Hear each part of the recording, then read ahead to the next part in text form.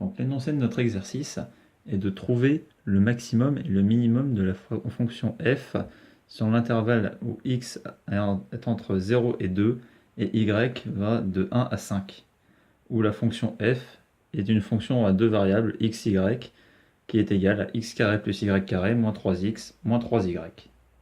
Et nous allons voir que ici, on pourra réduire cette fonction à une forme bien plus simple. Dans notre fonction, les x et les y sont séparés. Ils n'ont pas de facteur en commun. Du coup, on peut réécrire notre fonction f comme la somme de la fonction g en fonction de x et la fonction h en fonction de y. Ici, la fonction g sera en fonction de x et donc vaudra x carré moins 3x, et la fonction h en fonction de y sera équivaut à y carré moins 3y. Maintenant, grâce à cette technique, on peut voir que si h et g sont minimum, alors f le sera aussi. Et au contraire, si h et g sont maximaux, alors f sera aussi maximal. Donc tout ce que nous avons à faire maintenant, c'est de déterminer un tableau de signes et de variations de ces fonctions afin de trouver les points maximum et minimum des deux fonctions g et h afin de trouver ceux de f. Donc ici, nous allons faire le tableau de variation de notre fonction g, qui varie en fonction de x. Donc ce tableau, évidemment, x va de 0 à 2. Premièrement, il nous faudrait trouver le tableau de signes de la dérivée de g. Alors pour cela, on va la calculer. Donc en dérivant g par x, nous obtenons 2x moins 3. Maintenant, ce serait une bonne idée de savoir si jamais le signe de g' change, et donc à condition que sa dérivée soit égale à 0 à un endroit. Donc pour cela, on calcule. Nous avons 2x moins 3 est égal à 0, ce qui revient à x est égal à 3 demi. Donc, à cause de ça, on sait que quand x vaut 3 sur 2, eh bien à cet endroit, la dérivée est nulle. Donc les deux signes ici seront différents. Donc maintenant, pour savoir le signe de l'un des côtés, on a juste à calculer g' de 0, vu que c'est la première valeur de ce côté-ci. Donc 2 fois 0 moins 3, ça fait moins 3. C'est négatif, donc on en détermine que de ce côté, g' est négatif, et ici, il est positif. Grâce à ça, on sait que de ce côté, juste g de x sera décroissant, et ce côté, g de x sera croissant. Alors nous, ce qui nous intéresse, c'est de connaître les valeurs de ces extrêmes, vu que c'est comme ça qu'on saura quand g est minimal ou maximal. Donc, en g de 0, on a 0 carré moins 3 fois 0, ça fait 0. En g de 2, on a 2 au carré moins 3 fois 2, ce qui revient à 4 moins 6. On a donc moins 2. On peut écrire nos valeurs. Et maintenant, on cherche en 3 demi. Donc, en 3 demi, nous avons 3 demi au carré, ce qui nous fait 9 quarts, moins 3 fois 3 demi, ce qui nous fait 9 demi. Et le tout nous fera moins 9 quarts. Grâce à ça, on sait qu'on est à moins 9 quarts.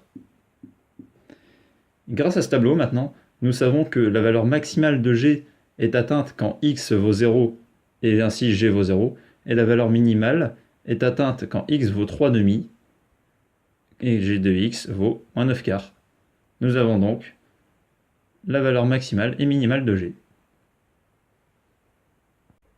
Maintenant, nous allons nous occuper de calculer h de y. Alors comme g de x, ici, à la place d'avoir un x, on a juste un y, mais la formule est la même. On a toujours y carré moins 3y, comme avant avec g, on avait x carré moins 3x. Donc en faisant la dérivée, on retrouvera le même résultat, et pour h' de y est égal à 0, on aura aussi y égale 3 demi. Donc on peut directement le mettre dans notre tableau de signes, que en 3 demi, la dérivée de h sera aussi égale à 0. Par contre, contrairement à g, ici, notre intervalle ne va pas de 0 à 2, mais y va bien de 1 à 5. Donc, les calculs d'après seront différents. Pour trouver le signe, on le sait déjà, c'était négatif pour la première fonction. On peut le revérifier. Si on fait h' de 1, eh bien on a 2 fois 1 moins 3, ça nous fait moins 1. Donc, comme pour G, de ce côté-ci, on sera en négatif, et ici, en positif. Ce qui nous fera une courbe d'abord décroissante, puis croissante. Enfin, on recherche les extrémums pour savoir quand h est minimal et maximal. Donc, en h de 1, on peut calculer, on se retrouve avec 1 moins 3, ce qui nous fait 1 moins 2. Maintenant, en h de 5, on se retrouve avec un 5 au carré, moins 3 fois 5, ce qui nous fait 10 moins 15, 25 moins 15, ce qui fait 10. Enfin, en 3 demi, on a le même calcul qu'avec g de x, c'est-à-dire 3 demi au carré moins 3 fois 3 demi. On retrouvera le même résultat qui est moins 9 quarts. Et donc maintenant, comme pour g de x, nous avons la valeur maximale de h atteinte en 5, qui est 10, contrairement à g de x qui était atteint du côté 0. Mais par contre, la valeur minimale est, comme pour g de x, atteinte en 3 demi, et où h vaut moins 9 quarts. Donc finalement, nous pouvons conclure notre exercice.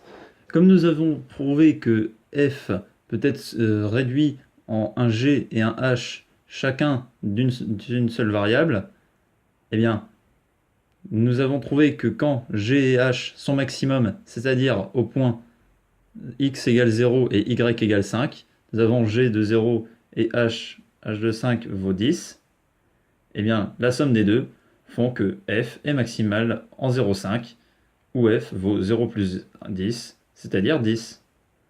Et donc maintenant, nous savons que la valeur maximale de f est 10.